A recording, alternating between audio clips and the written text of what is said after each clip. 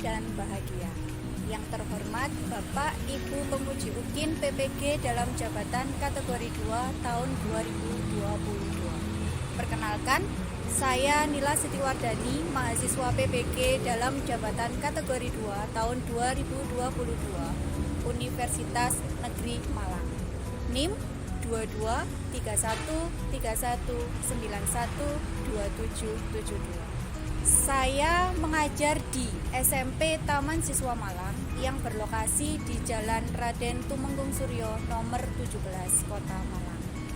Pada hari ini, Selasa, 13 Desember 2022, saya akan melaksanakan praktik pembelajaran UKIN di kelas 9 dengan materi teks cerita pendek, yaitu kompetensi dasar, menelaah struktur dan aspek kebahasaan teks cerita pendek yang dibaca atau didengar dengan menggunakan model problem based learning. Pada praktek pembelajaran ini, indikator pencapaian kompetensi yang pertama adalah menelaah struktur teks cerita pendek yang dibaca, dan kedua, menelaah aspek kebahasaan teks cerita pendek yang dibaca. Mohon saran dan masukan dari Bapak Ibu semua untuk perbaikan pembelajaran berikutnya agar dapat memberikan yang terbaik untuk peserta didik. Demikian, wassalamualaikum warahmatullahi wabarakatuh. Salam dan bahagia.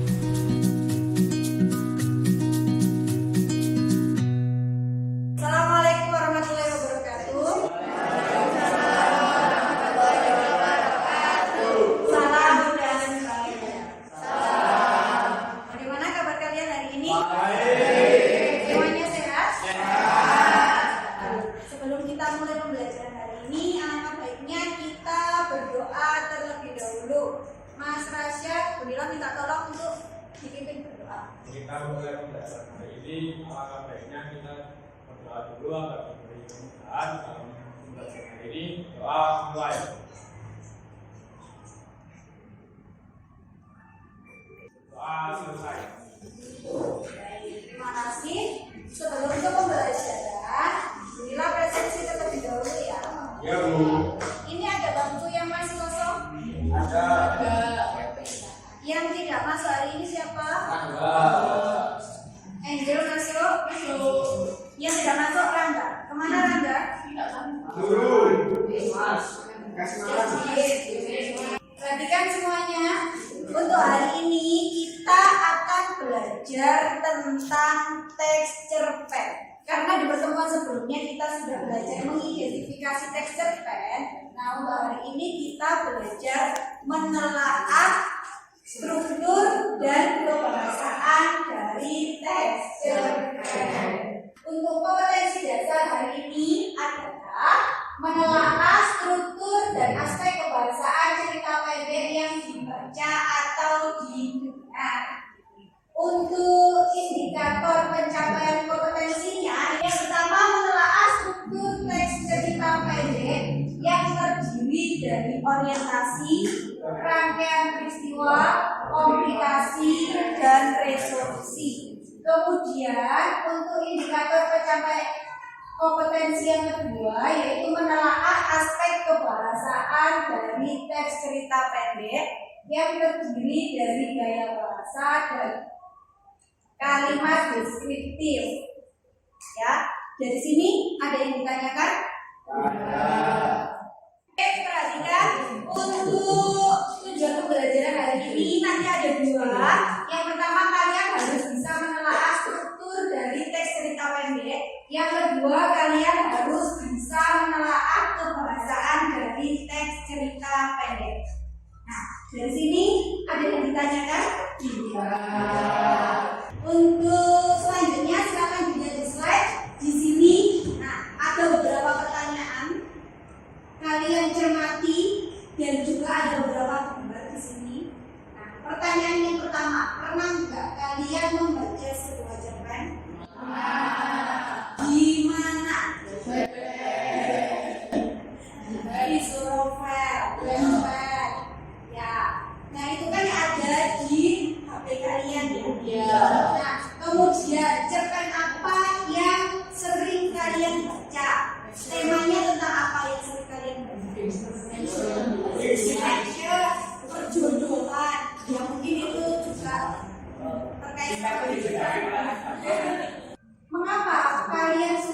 baca cerpen?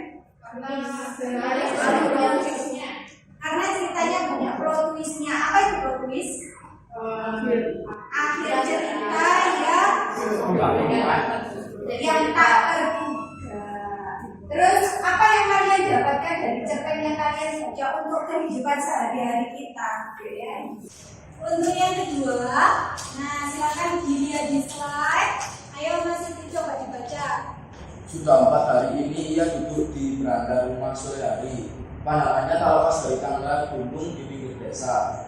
Tak ada lagi yang ia tunggu kecuali suaminya yang pergi ke seberang untuk mengais rezeki. Kalaupun ia bisa berlari, sepertinya ia ingin mengejar kepergian orang yang sangat dicintainya. Baik. Nah, ini termasuk pada majas ataukah kalimat deskriptif? Deskriptif latar ataukah tokoh? Tokoh. Kalimat yang mana? Kalimat yang mana? Kalaupun ia bisa berlari, sepertinya ia ingin mengejar kepergian orang yang sangat dicintainya.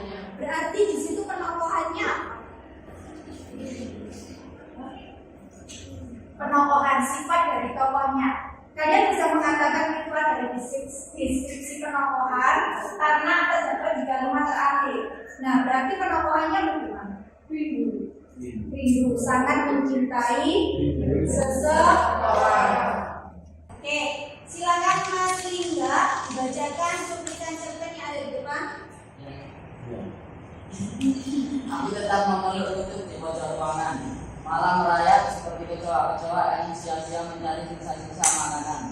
Aku seperti kehilangan waktu, tak tahu pukul berapa lampu tiba-tiba dimatikan. Kegelapan mengerikan menyelimuti diriku. Kesenyapan meraung-raung dari keempat sudut sel. Baik. Nah, dari cuplikan cerpen ini apa yang kalian ambil di situ? Apakah di situ ada majasnya atau kalimat deskriptifnya? Majas. Majas apa yang kalian temukan? Majas metafora. Di bagian yang mana? Kalimat yang mana? Mbak Angel? Personifikasi. Bagian mana Mbak Angel?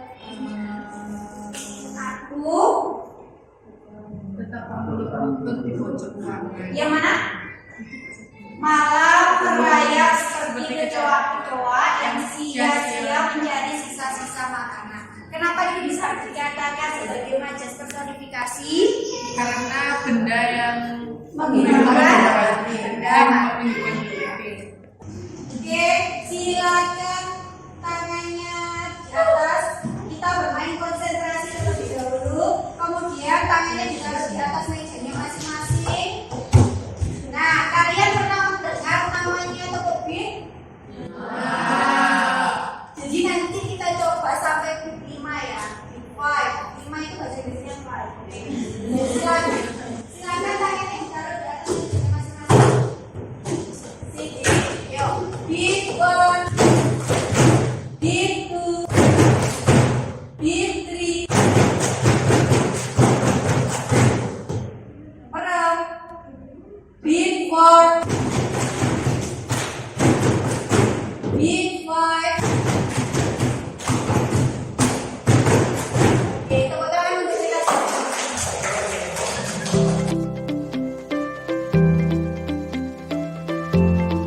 Untuk hari ini kita langsung membentuk kelompok karena ini sudah terbentuk kelompok. Satu kelompok terdiri dari 4 sampai dengan 5 anak. Nah, karena kalian sudah membentuk kelompok, jadi Bunda minta tolong masing-masing dari perwakilan kelompok ke depan untuk Bunda beri ini kartu ini secara acak. Nanti kalian kerjakan sesuai dengan LKPD yang sudah Bunda bagi di meja kelompoknya masing-masing. Nah, langkah-langkah kerjanya ada di situ. Sekarang Bunda minta tolong perwakilan dari masing-masing kelompok ke depan terlebih dahulu.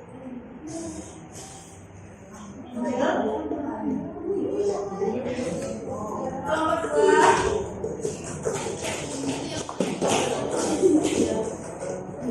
Oke, perhatikan. Ini kelompok 1. Ingat-ingat ya, kelompok 1, kelompok 2, kelompok Silakan duduk, silakan dibuka LKPD-nya masing-masing. Silakan dilihat LKPD-nya di masing-masing meja kelompoknya ya. Bu Nila jelaskan terlebih dahulu. Setelah kalian membuat pohon telaah, di masing-masing kelompok kan sudah ada pohon telaahnya masing-masing ya. Nah, terus juga sudah mendapatkan kartu. Langkah selanjutnya, yang pertama, kalian baca masing-masing potongan kartu itu, kemudian kalian urutkan. Nah, setelah diurutkan, kalian tempel pada pohon telaah yang sudah tersedia. Menempelnya mulai dari atas kanan, dari bawah kanan ke atas, terus ke bawah kiri. Paham? Paham ya? Kemudian silakan nanti dikerjakan juga LKPD yang ada pertanyaan di belakangnya ini. Kenapa kalian memilih bagian itu, bagian orientasi? Bisa kalian menempel cuplikan yang pertama atau kartu nomor 1 atau nomor 2 sebagai yang pertama. Kenapa kalian memilih itu? Nah, ditulis jawabannya di bagian kolom sini. Paham? Paham ya? Oke, silakan dibaca terlebih dahulu cerpennya, kemudian diurutkan.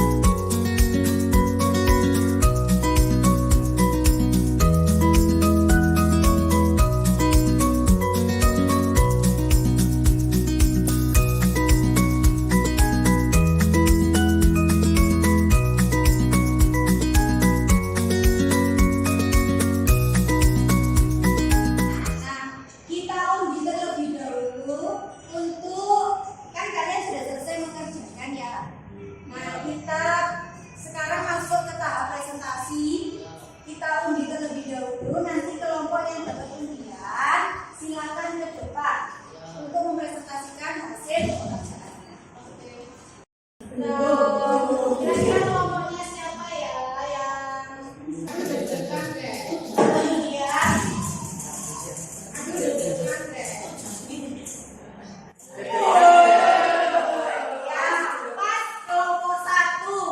Oke, kelompok 1 silakan angkat tangan.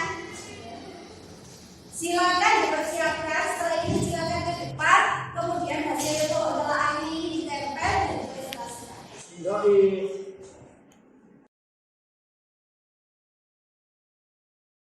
Nah, silakan untuk kelompok 1, silakan ke depan untuk mempresentasikan hasil pekerjaannya. Karena ini telaahnya sudah ditempel, jadi tinggal mempresentasikan saja. Ayo beri semangat dulu. 1 kali beri semangat. Kurang semangat. 2 kali beri semangat. Beri semangat.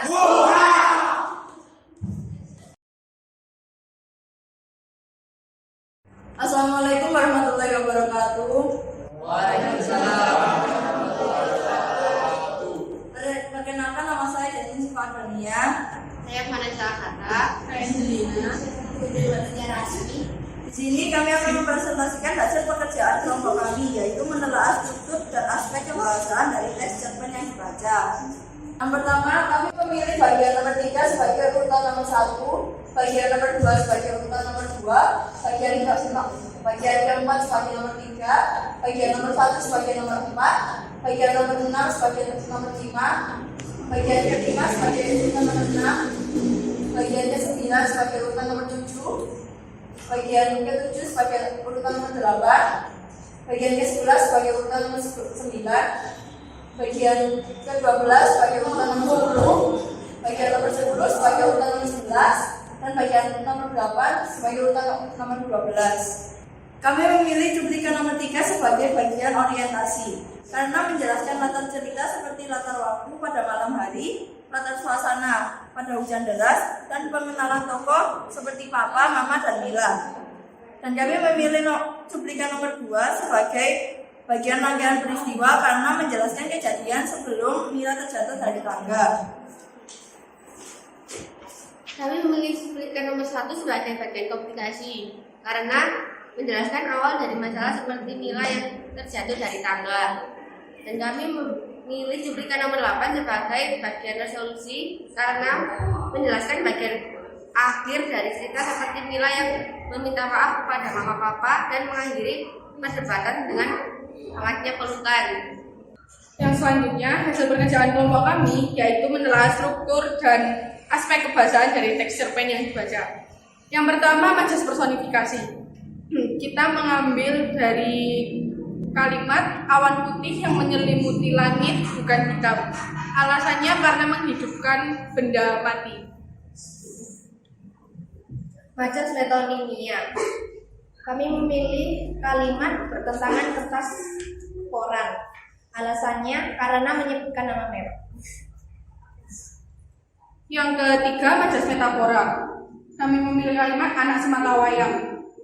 Alasannya karena meletakkan sebuah objek dalam sifat yang sama dalam bentuk ungkapan. Majas hiperbola. Kalimat seorang gadis yang mempunyai penyakit kronis. Alasannya karena ungkapan sesuatu yang kesannya berlebihan.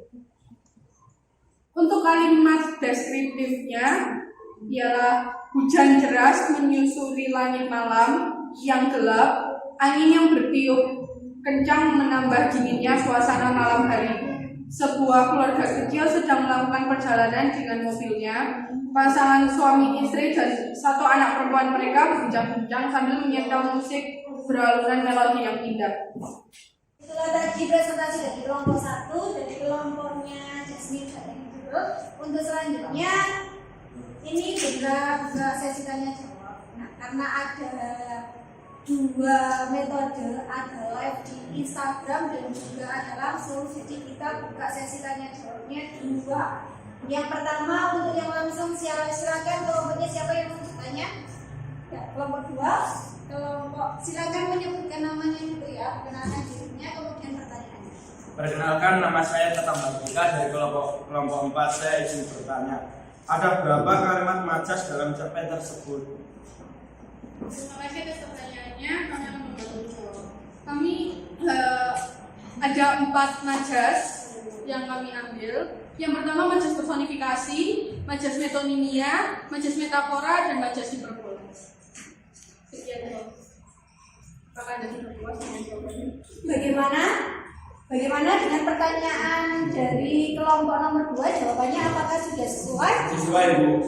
Oke, apakah sama dengan pekerjaan? Baik, perkenalkan untuk saya Auda menitipkannya di mana letak struktur dari bagian orientasi dan orientasi. Terima kasih atas pertanyaannya, saya izin menjawab. Untuk letak struktur pada bagian orientasi berada pada cuplikan nomor 3. Dan letak struktur bagian komplikasi berada pada cuplikan nomor 1. Pertanyaan kedua, perkenalkan nama saya Tersia Rivera. Tolong bacakan ulang bagian matriks hiperbola dan sebutkan mengapa itu disebut matriks hiperbola. Baik, izin menjawab. Untuk matriks hiperbola, kami memilih seorang gadis yang mempunyai penyakit kronis. Alasannya adalah karena ungkapan sesuatu yang kesannya berlebihan. Setelah kita mendengarkan presentasi dari kelompok 1, kita bahas ya, apakah yang dipresentasikan dari kelompok 1 sudah betul atau masih ada yang keliru. Nah, untuk urutan yang pertama ada di cuplikan nomor 3, betul? Kemudian nomor 2, nomor 4 sambil dikoreksi ya. Nomor 1, 6, 5, 9, 7, 11, 12, 10, 28. Ya, ini sudah urut. Adakah jawaban yang lain dari kelompok yang lain? Sama. Ya, berarti urutannya sudah betul. Kemudian kita bahas untuk bagian orientasi ada di cuplikan nomor berapa? Cuplikan nomor orientasi nomor 3. Kenapa? Karena di situ dijelaskan awal dari cerita, adanya latar, kemudian tokoh. Nah, untuk bagian rangkaian peristiwanya ada di cuplikan nomor berapa?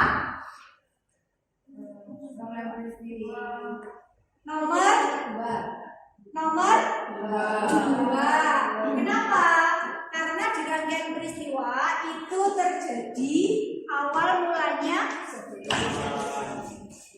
peristiwa sebelum adanya permasalahan. Kemudian komplikasi ada di nomor 1. Cuplikan nomor 1 ya. Kenapa? Karena menunjukkan adanya permasalahan. Kemudian bagian terakhir adalah ada di cuplikan nomor 8. Kenapa? Setelah masalah yang saatnya mereka Menjelaskan bagian penyelesaian dari permasalahan atau konflik. Kemudian lanjut ke kebahasaannya. Di situ ada 4 majas yang ditemui. Pertama, majas personifikasi. Ya, kalimatnya apa majas personifikasi? Awan putih yang menyelimuti langit bukan hitam. Ya, ini seolah-olah benda mati bisa menjadi hidup. Kemudian majas metaforanya.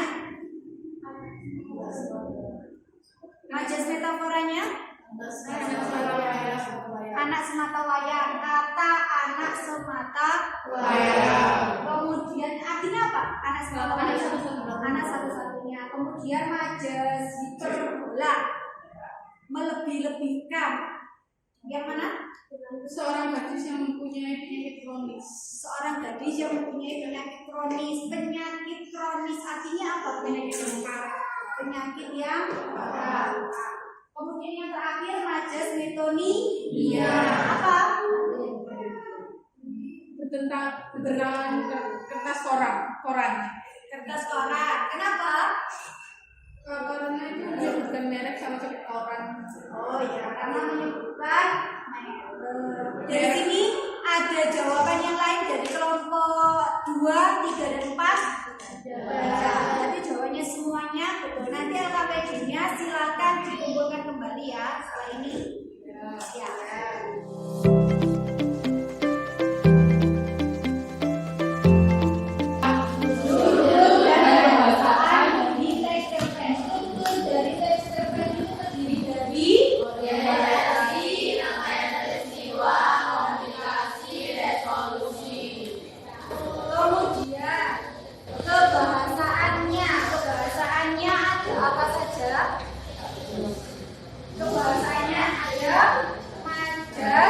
Majer.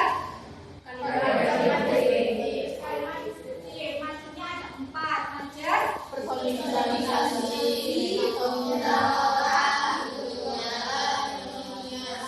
Majer metafora itu majer yang mengungkapkan sesuatu. Kemudian majer personifikasi. Pembelajaran kita tadi sudah selesai, sudah kita lakukan mulai dari awal sampai dengan di kegiatan menyimpulkan bersama. Nah, kita sekarang berada di penghujung kegiatan pembelajaran. Nah, silakan Mas Sidik dipimpin untuk berdoa. Sebelum kita pulang, mari kita berdoa sesuai agama dan keyakinan masing-masing. Berdoa mulai.